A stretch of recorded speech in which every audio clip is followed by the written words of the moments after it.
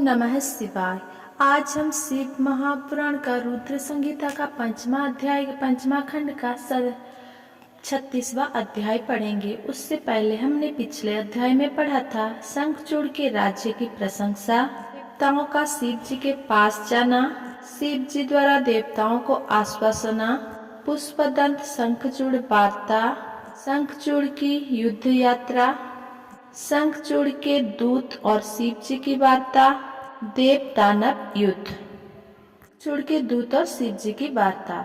सनत कुमार जी बोले, हे व्यास जी, जब इस प्रकार देवताओं की सेना लेकर भगवान शिव और राक्षसों की सेना के साथ असुरराज शंखचूड़ अपने अपने निवासों को छोड़कर युद्ध करने के लिए यात्रा करते करते रास्ते में रुके और दोनों सेनाओं कुछ ही देर पर रुकी थी, तब दैत्यराज शंखचूड़ ने अपने एक दूतों को संदेश देकर भगवान शिव के पास भेजा। दैत्यराज शंखचूड़ का वह दूत भगवान शिव के पास पहुंचा और बोला, हे शिव, मैं दैत्यराज शंखचूड़ का दूत हूँ और उनका संदेश लेकर आपके पास आया हूँ। मेरे स्वामी ने कहलवाया है कि वे वहाँ आ गए हैं। अब आपकी क्या इच्छा है? तब दैत्यराज के इस दूत से शिव जी बोले, दूत, तुम जाकर अपने स्वामी शंखचूड़ से कहो कि देवताओं के साथ शत्रुता छोड़कर उनसे मित्रता कर लो। उनका हड़पा हुआ राज्य उन्हें वापस कर दो और तुम सुखपूर्वक अपने राज्य पर शासन करो। दैत्यराज से कहना कि वे शुद्धकर्मी महर्षि कश्यप की संतान है, उन्हें ऐसा करना शोभा नहीं देता, इसीलिए वे समय रहते ही मेरे समझाई हुई बात को समझ जाएं, अन्यथा इसके परिणाम दानवों के लिए बहुत घातक हो सकते हैं। भगवान शिव के इस प्रकार के वचन सुनकर वो दूत पुनः बोला, हे देवादिदेव, हालांकि आपकी बातों में कुछ सच्चाई है, परंतु क्या हमेशा हर बात में असुर ही गलत होते हैं? देवता हमेशा सही होते हैं, उनकी कभी कोई गलती नहीं होती। आपके अनुसार सारे दोष असुरों में ही है, जबकि वास्तविकता में ऐसा बिल्कुल भी नहीं है। दोष केवल असुरों में ही नहीं, देवताओं में भी है। मैं उनका पक्ष लेने वाला आपसे पूछता हूँ कि मधु और कैटभ नामक दैत्यों के सिर को किसने काटा? त्रिपुरों को युद्ध करने के पश्चात क्यों भस्म कर दिया गया? आप सदा से ही देवताओं और दानवों में पक्षपात करते आए हैं। आप देवताओं का ही कल्याण करते हैं, जबकि ईश्वर होने के नाते आप देवताओं और असुरों दोनों के लिए ही आराध्य है। इसीलिए आपको किसी एक के संबंध में नहीं, बल्कि दोनों के हितों को ध्यान में रखना चाहिए। शंखचूड़ के दूतों के वचनों को सुनकर कल्याणकारी शिव बोले, दूत, तुम्हारी यह बात पूर्णतः गलत है। मैं देवताओं और दानवों में कभी कोई भेद नहीं करता। मैं तो सदा से ही अपने भक्तों के अधीन हूँ। मैं सदैव अपने भक्तों का कल्याण करता हूँ और उनके अभिष्ट कार्यों को सिद्धि करता हूँ। मुझे देवताओं पर आए संकट को दूर करना है, इसीलिए मुझे असुरों से युद्ध करना ही होगा। तुम जाकर इस बात को असुरराज शंखचूड़ को बता दो। ये कहकर भगवान शिव चुप हो गए और वह दूत अपने स्वामी शंखचूड़ के पास चला गया। 36वां अध्याय, देवदानव युद्ध। व्यास जी ने सनत कुमार जी से पूछा, हे ब्रह्मपुत्र, जब भगवान शिव का संदेश लेकर दैत्यराज शंखचूड़ का वह दूत वापस अपने स्वामी शंखचूड़ के पास चला गया, तब क्या हुआ? उस दूत ने शंखचूड़ से क्या कहा और उस दूत से सारी बातें जानने के पश्चात दैत्यराज शंखचूड़ ने क्या कहा? हे महर्षि, कृपा करके इस संबंध में मुझे सविस्तार बताइए।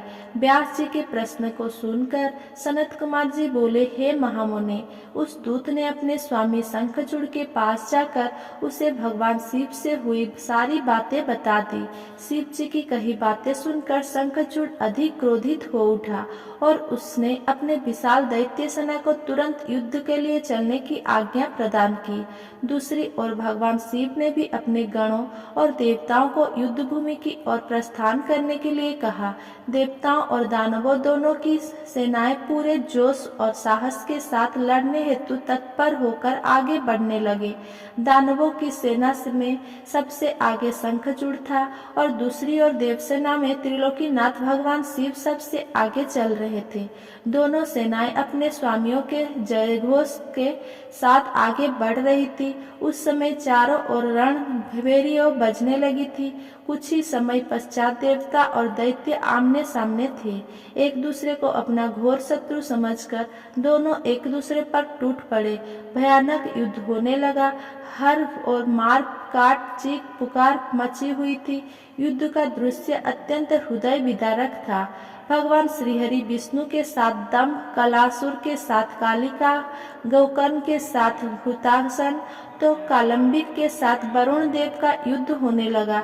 सब युद्ध करने में मग्न थे, परंतु भगवान शिव तथा देवी भद्रकाली अभी तक ऐसे ही बैठे थे। उन्होंने युद्ध करना शुरू नहीं किया था। उधर दैत्यराज शंखचूड़ भी युद्ध का दृश्य देख रहा था। उस समय युद्ध अपने चरम पर था। दोनों सेनाएं घमाघम युद्ध कर रही थी। सभी बड़ी वीरता से लड़ रहे थे और युद्ध में अनेक प्रकार के आयुधों का प्रयोग कर रहे थे। कुछ ही देर में पृथ्वी कटे मरे और घायल योद्धाओं से पट गई। 30वां अध्याय शंखचूड़ युद्ध। सनत कुमार जी बोले, हे व्यास जी, इस प्रकार देवताओं और दानवों में बड़ा भयानक विनाशकारी युद्ध चल रहा था। धीरे धीरे दानव देवताओं पर भारी पड़ने लगे। तब देवता अत्यंत भयभीत होकर अपनी रक्षा हेतु इधर उधर भागने लगे। कुछ देवता भागकर देवादिदेव भगवान शिव की शरण में आए। तब वे देवता बोले, प्रभु हमारी रक्षा करे। असुर सेना परास्त होने के बजाय हम पर हावी होती जा रही है।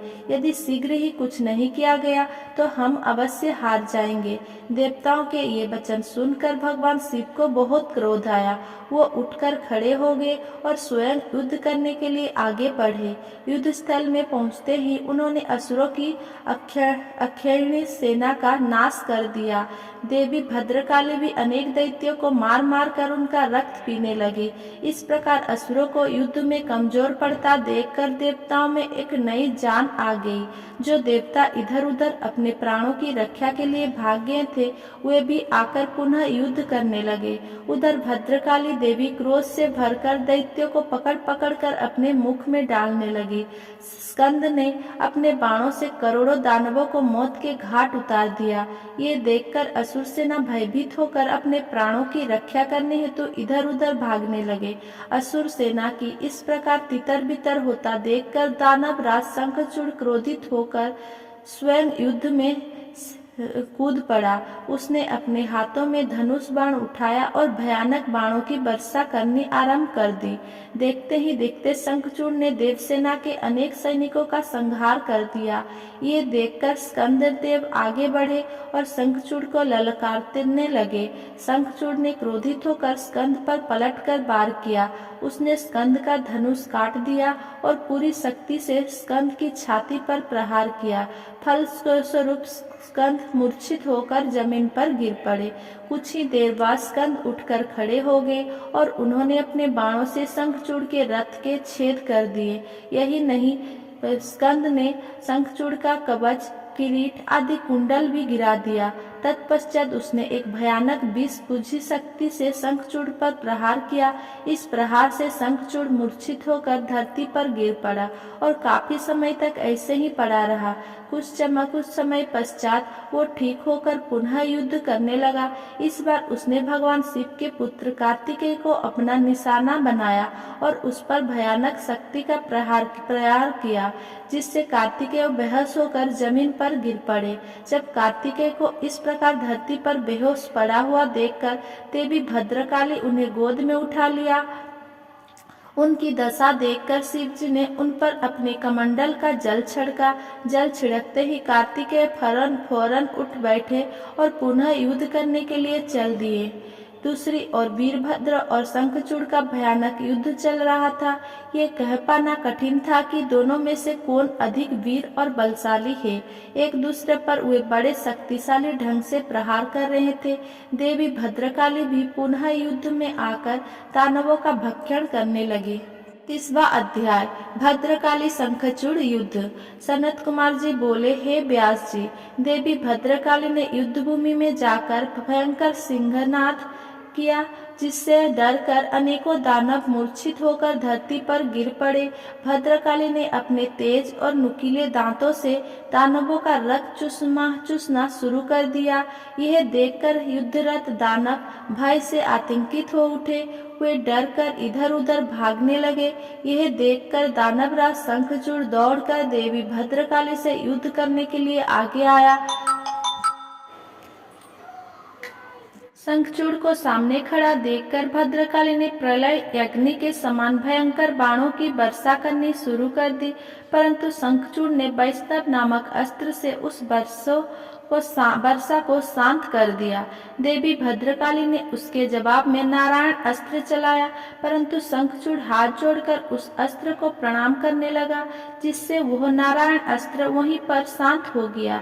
दैत्यराज शंखचूड़ अपने भयानक बाणों से देवी पर प्रहार करता और देवी उन असंख्य बाणों को अपनी विकराल दाढ़ों से चबा जाती। इस प्रकार देवी और शंखचूड़ में भयानक संग्राम होने लगा। तभी क्रोधित भद्रकाली ने पशुपात नामक ब्रह्मास्त्र उठा लिया, परंतु तभी आकाशवाणी हुई कि अभी दैत्रेंद्र की मृत्यु का समय नहीं आया है और इसकी मृत्यु आपके हाथों से नहीं लिखी है। तब देवी ने पशुपात अस्त्र को वापस कर लिया और उसे काटने के लिए दौड़ी। यह देखकर असुरराज ने रौद्रास्त्र चलाकर उनकी गति को कम किया। तब भद्रकाली ने असुरराज द्वारा प्रयोग की गई सारी शक्तियों को तहस नहस कर दिया और आगे बढ़कर शंखचूड़ की छाती पर अपने मुक्के का जोरदार प्रहार किया। इस प्रहार से शंखचूड़ बेहोश होकर धरती पर गिर पड़ा, लेकिन कुछ ही देर पश्चात पुनः उठकर वो भद्रकाली देवी से युद्ध करने लगा।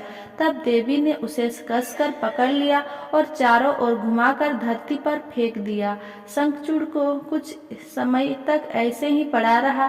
तब देवी ने अन्य दानवों का वध करना शुरू कर दिया। शंखचूड़ चुपचाप उठा और जाकर अपने रथ पर धीरे से बैठ गया। 39वां अध्याय शंखचूड़ की सेना का संहार। व्यास जी बोले, हे ब्रह्मपुत्र सनत कुमार जी, जब देवी भद्रकाली द्वारा युद्ध में घायल होकर शंखचूड़ पुनः अपने रथ पर जाकर बैठ गया, तब क्या हुआ? भगवान शिव ने जो उस युद्ध में असुरराज शंखचूड़ का वध करने के लिए ही आए थे, क्या किया?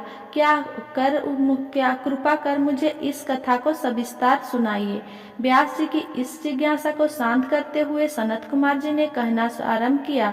वे बोले, हे महामुनि, जब देवी भद्रकाली ने असुरराज शंखचूड़ को उठाकर बलपूर्वक जमीन पर पटक दिया, तो कुछ समय तक शंखचूड़ इस प्रकार से धरती पर पड़ा रहा मानो मूर्छित हो गया हो। तब देवी जाकर दानवों पर प्रलय की भांति टूट पड़ी। दूसरी ओर कुछ देवताओं ने भगवान शिव के पास जाकर उन्हें भद्रकाली और शंखचूड़ के इस भयानक युद्ध के बारे में बताया। ये सारी बातें सुनकर त्रिलोकीनाथ भगवान शिव स्वयं युद्ध करने के लिए आगे बढ़े। जब कल्याणकारी सर्वेश्वर देवाधिदेव भगवान शिव अपने वाहन नंदीश्वर पर चढ़कर आरूढ़ होकर युद्ध स्थल में पधारे, तो उन्हें देखकर असुरराज शंखचूड़ ने उनका अभिवादन किया। तत्पश्चात शंखचूड़ अपने विमान पर चढ़ गया और भगवान शिव से युद्ध करने की तैयारी करने लगा। उसने अपना रक्षा कवच पहना और युद्ध करने के लिए अपने हाथों में धनुष बाण उठा लिया। वो पूरे उत्साह के साथ भगवान शिव पर दिव्यास्त्र का प्रहार कर दे रहा था। इस प्रकार त्रिलोकीनाथ भगवान शिव और असुरराज शंखचूड़ का भयानक युद्ध 100 वर्षों तक निरंतर चलता रहा। महावीर और पराक्रमी शंखचूड़ ने अनेक शक्तिशाली बाणों और असंख्य मायावी अस्त्र शस्त्र का प्रयोग शिव जी पर किया, परंतु परमेश्वर शिव ने उन सब को पल भर में काट दिया। भगवान शिव ने क्रोधित होकर उस पर पुनः प्रहार किया। ये देखकर शंखचूड़ ने चतुराई से काम लेते हुए मन में सोचा कि यदि मैं भगवान शिव के वाहन को ही नुकसान पहुंचा दूं, तो वे पल भर में ही जमीन पर आ गिरेंगे और इस प्रकार मैं उन पर झपट कर उन्हें अपने बस में कर लूंगा।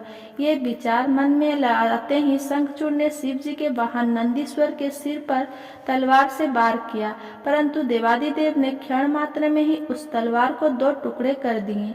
अपने प्रिय नंदीश्वर को युद्ध में निशाना बनाता देखकर उनके सब्र का बांध टूट गया और उन्होंने अपने तेज बाणों से दैत्यराज की ढाल को भी काट दिया। जब तलवार और ढाल दोनों ही खराब हो गई, तब शंखचूड़ ने अपने गदा से युद्ध लड़ना आरंभ कर दिया, परंतु गदा का भी हाल ही वही हुआ जो तलवार और ढाल का हुआ था। देवी भद्रकाली वहां पहुंचकर राक्षसों को मारने काटने लगे। देखते ही देखते उन्होंने अपने वीरों दैत्यों का संहार कर दिया, कई का रक्त चूस लिया और बहुतों को अपने मुख में डालकर जिंदा ही निगल लिया। अपनी विशाल दैत्य सेना का इस प्रकार सर्वनाश होता देखकर शंखचूड़ को अत्यधिक पीड़ा हुई।